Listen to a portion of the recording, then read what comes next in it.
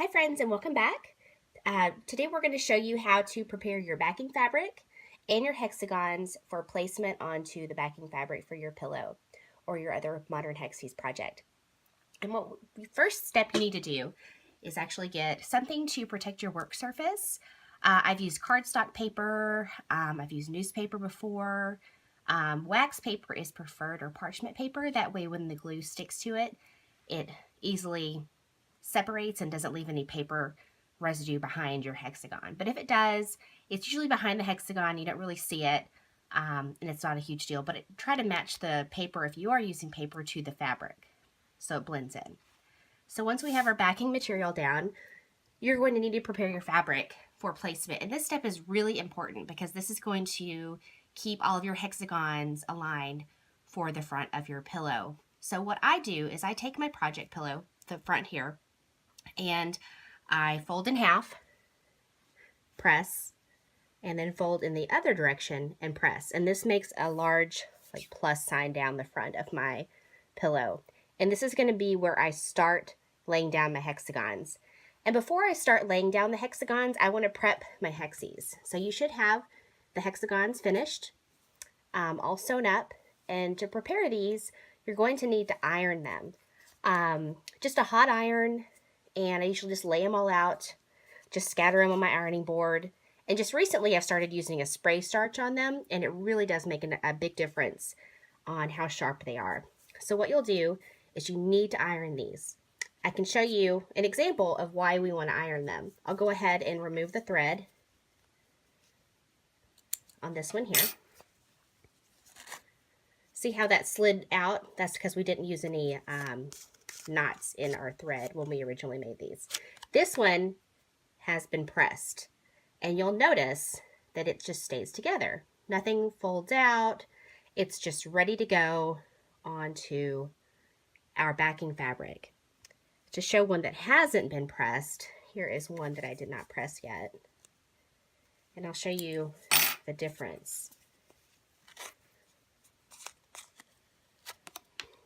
It's a little bit floppier. This one actually isn't too bad, but sometimes you'll get fabric that doesn't want to cooperate. So if you glue it and you put it down, it may just be like really frumpy on the edges. So we really want to make sure you iron these first. So now that you have all of your hexagons pressed, it's time to lay out your hexies in the pattern that you like. And I usually do like a color order, or if I do like a randomness, it doesn't matter too much. But let's say you do want to keep your colors in order.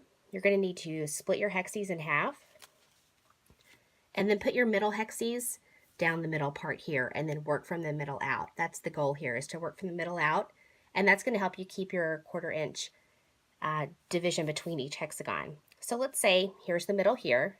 We've already pressed these. The first one you're going to lay down is right in the middle, and these points here line up with this line, and you're going to want to center this line down the middle of this one. And then you can just start with your middle row here, and you want to leave about a 1/4 inch, and then just eyeball it. You'll eventually get to where you can do this without measuring in between. Let's move this one here. There we go. Let's just start with green down the middle. That's a good starting point. And just do a nice even one in the middle, 2 on each side. So we've got 5 down the middle.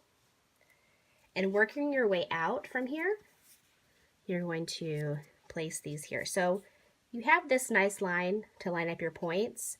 You're not going to really have that to use on this one, but just know it's going to be above that line there. There's just going to be a little bit. So it kind of helps line up everything.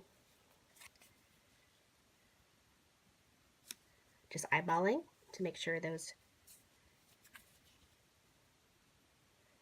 1/4 inches in there. And to really get it precise, when you start gluing is when you can really make sure that it's all straight and the spacing is good. And just kind of stagger these around. Let's see, just have fun with it. I like to use, solids a lot.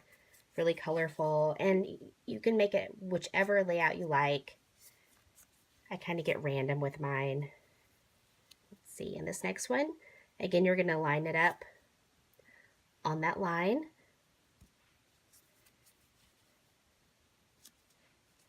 And just keep going and fill in. Usually space these 5, 4, 5 for this particular project. This is just a lot of fun.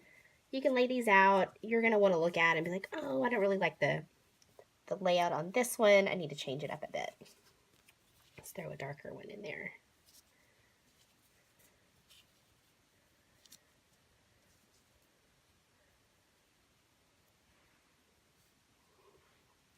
And then you work your way out from this middle side.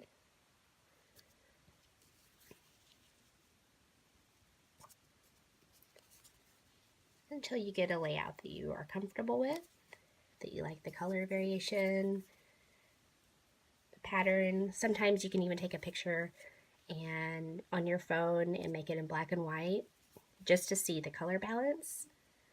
Okay, so here's a good start. So once you have your layout, how are you going to glue them down?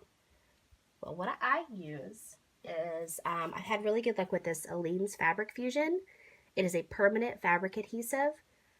It actually dries really soft, and I add a glue tip to it, this little plastic thing. So I take off the other one, little glue tip, and it has a little bit more precise. So whenever you're ready to start gluing down your project, I start from the middle and work out. So what we're going to do is we're going to start from this middle point, and you're going to take your hexagon, snip your thread, pull out your thread and your paper,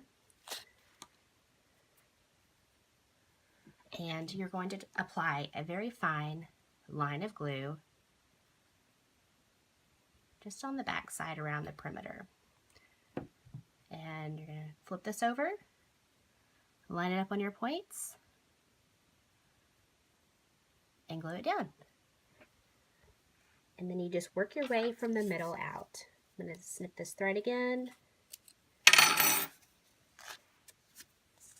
pull out my paper, apply a thin line of glue. And the reason I like go all the way around the fabric is if you wash your project, the stitching does hold down everything since you're going through the folds here on the edges. But just in case, if you glue around the entire perimeter, it really does make sure no fabric folds flop out when you wash.